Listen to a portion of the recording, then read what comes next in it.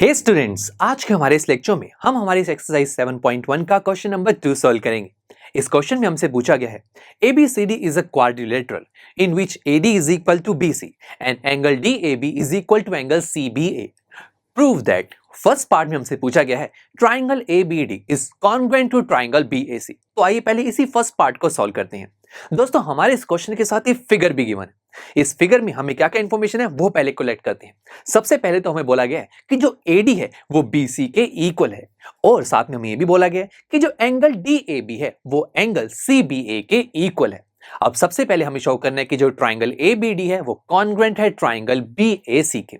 अब जब भी हमें किन्हीं दो ट्राइंगल्स को कॉन्ग्रुएंट प्रूव करना होता है ना, तो हम सबसे पहले उन दोनों ट्राइंगल्स को पिक करते हैं और देखते हैं कि उन दोनों ट्राइंगल्स से रिलेटेड हमें क्या क्या इंफॉर्मेशन गिवन है। तो आइए पिक करते हैं दोनों ट्राइंगल्स को in triangle ABD and triangle BAC। सबसे पहली इंफॉर्मेशन तो ये है दोस्तों कि दोनों ट्राइंगल्स में जो फर्स्ट ट्राइंगल है दैट इज ABD ट्राइंगल, इसमें इसकी AD साइड दूसरे ट्राइंगल की BC साइड के इक्वल है। So AD is equal to BC given. और साथ में हमें यह भी बोला गया था गिवन में कि जो एंगल DAB है वो एंगल CBA के इक्वल है, और ये दोनों एंगल्स भी दोनों ट्राइंगल्स में आ रहे हैं, तो ये भी हम लिख सकते हैं यहां पर। और क्या चीज हमें पता लग रही है इन दोनों ट्राइंगल्स में? हाँ, जो AB लाइन है वो दोनों ट्राइंगल्स के लिए कॉमन है, तो AB दोनों के लिए इक्वल हो जाएगी ना, तो AB is equal to AB common side. तो हमें इन दोनों ट्राइंगल्स से रिलेटेड 3 इंफॉर्मेशन मिल चुकी है, और तीनों इंफॉर्मेशन से मुझे क्या पता लग रहा है कि दोनों ट्राइंगल्स में जो पहला ट्राइंगल है दैट इज ट्राइंगल ABD, इस ट्राइंगल की दो sides that is AD and AB दूसरी ट्राइंगल की दो साइड्स दैट इज BC और AB की इक्वल है, और इन दोनों साइड्स के बीच में आने वाला एक एक एंगल भी तो इक्वल है ना। तो दोस्तों, हम ये जानते हैं कि जब भी किन्हीं दो ट्राइंगल्स में कोई दो साइड्स और उन दो साइड्स के बीच में आने वाला एंगल इक्वल हो जाता है तो वो दोनों ट्राइंगल्स कॉन्ग्रुएंट होते हैं बाय SAS रूल। ये रूल हमने स्टडी किया हुआ है। तो बस दोनों ट्राइंगल्स कॉन्ग्रुएंट तो हो चुके हैं, बट हमें इनकी नेमिंग करना भी आनी चाहिए, ये बहुत इंपॉर्टेंट होता है। तो आइए शुरू करते हैं। सबसे पहले ट्राइंगल की नेमिंग तो आप कुछ भी लिख सकते हैं, तो हम लिखते हैं ट्राइंगल ABD। आप BAD लिखें या DAB, आपके विषय।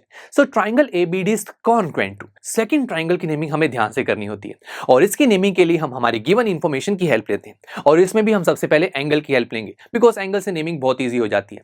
तो एंगल से रिलेटेड एक इंफॉर्मेशन ये है कि जो एंगल DAB है वो इक्वल है एंगल CBA के।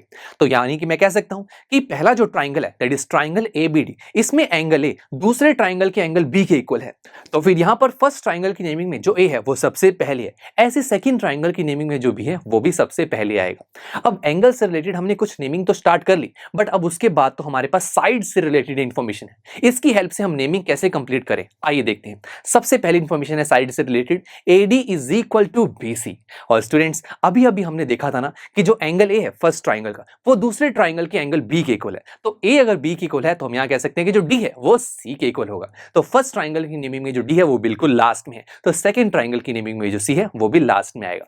तो बस दोस्तों, सेकंड ट्राइंगल की नेमिंग में हमने B और C को तो फिक्स कर लिया, अब क्या रहेगा? A ही तो रह गया, और वैकेंट पोजीशन कौन सी है? सेंटर वाली, तो हम A को बिल्कुल सेंटर में फिट कर देंगे। तो फाइनली नेमिंग क्या हुई? Triangle ABD is congruent to triangle BAC by SAS rule.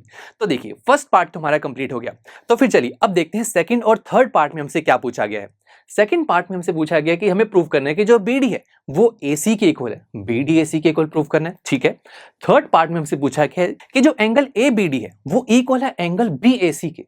दोस्तों, देखा आपने ध्यान से कि जो BD और AC इन दोनों को इक्वल प्रूव करना है, एंगल ABD और एंगल BAC को इक्वल प्रूव करना है, अभी जो साइड्स को इक्वल करना है, एंगल को इक्वल करना है, ये सभी चीजें हमारे उन दो ट्राइंगल्स में आ रही हैं जिन दो ट्राइंगल्स को हम कॉन्ग्रुएंट प्रूव करके आए हैं।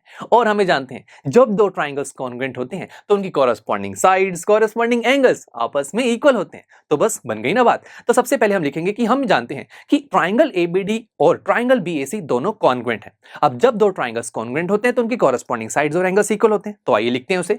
AB जो साइड है वो BA के इक्वल होगी, BD AC के, और AD BC के इक्वल होगी। तो जरा देखिए, मुझे इन तीनों में से कौन सी इंफॉर्मेशन चाहिए थी? यस, जो BD है वो AC के इक्वल है। सेकंड पार्ट में यही तो शो करना था, तो बस इसे पिक कर लेते हैं। और इसका रीजन क्या होगा हमें जानते हैं, CPCT यानी कि corresponding parts of congruent triangles are equal. अब एंगल से रिलेटेड इंफॉर्मेशन निकाल लेते हैं। देखिए, जो एंगल A है ABD ट्राइंगल का वो BAC ट्राइंगल के एंगल B के इक्वल है। तो यानी कि मैं लिख सकता हूं कि angle DAB is equal to angle CB। ऐसी angle ABD is equal to angle BAC, और लास्ट में लिखेंगे angle angle BDA is equal to angle ACB। और अब इन तीनों इंफॉर्मेशन में से हमें कौन सी इंफॉर्मेशन चाहिए थी, जरा देखिए। Angle ABD is equal to angle BAC, यही तो हमें शो करना था, तो बस इसे पिक कर लेते हैं और इसका रीजन भी वही होगा, CPCT। तो बस स्टूडेंट्स सेकंड और थर्ड पार्ट तो कितने इजीली हो चुके हैं। तो फिर चलिए अब मिलते हैं आपसे नेक्स्ट लेक्चर में, जहां पर हम हमारे इस एक्सरसाइज का क्वेश्चन नंबर 3 सॉल्व करेंगे। आई एम श्योर स्टूडेंट्स आपको ये लेक्चर काफी पसंद आया होगा, और ऐसे ही मजेदार तरीके से अपने हर एक कॉन्सेप्ट क्लियर करने के लिए डाउनलोड कीजिए PUSTACK ऐप को, जहां पर आपके पास और भी बहुत सारे ऑप्शंस होंगे, जैसे कि back exercise solutions, tip videos, sample papers and much more. So what are you waiting for? Download the app now.